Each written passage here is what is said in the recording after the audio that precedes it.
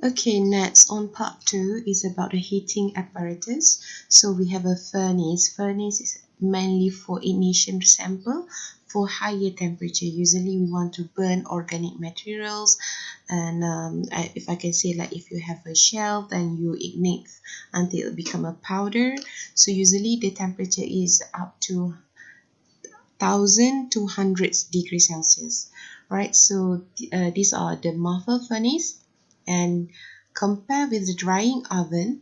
Drying oven is, usually, you want just to evaporate the water, and usually it employ the temperature around 110 degree.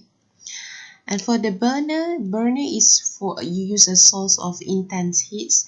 You have did before in the laboratory. So, for example, you have done on the magnesium. We do a direct heating and we transform it into magnesium oxide.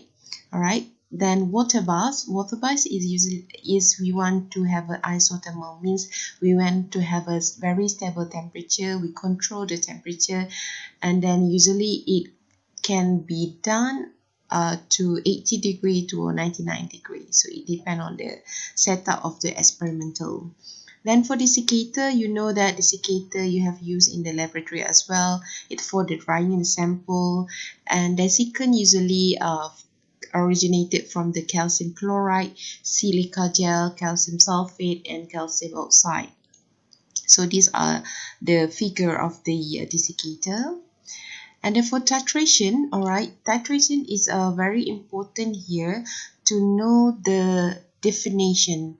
So what is definition? Titration is the process in which standard reagent of known concentration from a burette, the titrant, we call it a titrant, is added, is added to the solution containing the analyte.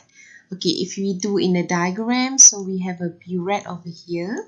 So this is a titrant, our titrant. Okay, then on the bottom of it, we have a analyte. So from the definitions, titrant is a known concentration, okay, on the burette, but analyte, usually we don't know the concentration. And then these are the general chemical reaction. And the titration is already been discussed. Titrant is in the burette, known concentration, known volume. Usually is a strong acid and strong base. While for the analyte, usually in the flask, we know the volume, but we have to determine the concentration because that one analyte is unknown concentration. Alright, so these are the setup. You already familiar with the setup from the first semester until now. Okay, and then lastly is the filtration. Filtration is actually the we will discuss more on the gravimetric analysis, another chapter. Okay, so what is a filtration? Usually it's employed with the precipitate, right? So we prepare the crucible. Decantation means you pouring off the bulk of the liquid phase. I mean, you pour some of the water and you wash. After you got the precipitate, you will wash, and lastly you transfer the precipitate with aided with the rubber policeman and other methods. So these are, you can read by your own, and these are actually the proper technique of the transfer of precipitate.